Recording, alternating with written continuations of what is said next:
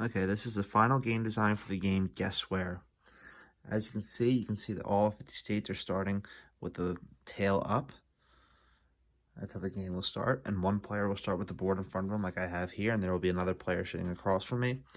And since I am the player with the board in front of me, I would choose one of the 50 states and keep it in my mind until the end of the game.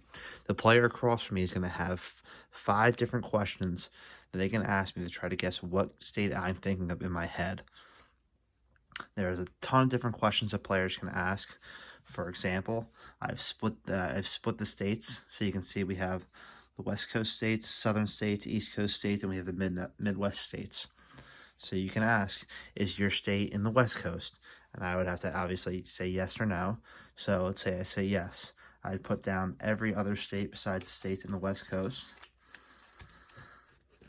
And then after that, the player across from me is only left with those Western states. And from there, they're going to ask anything you want, like, is your state landlocked? And if so, then I'd put down all the states that aren't landlocked. Just like so. And then they're left with a few options.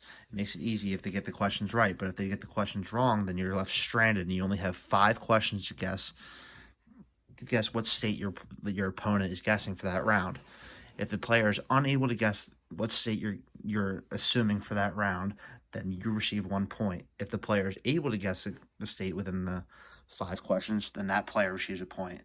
The game is played to 5 points, and the winner is declared after somebody reaches that level of points.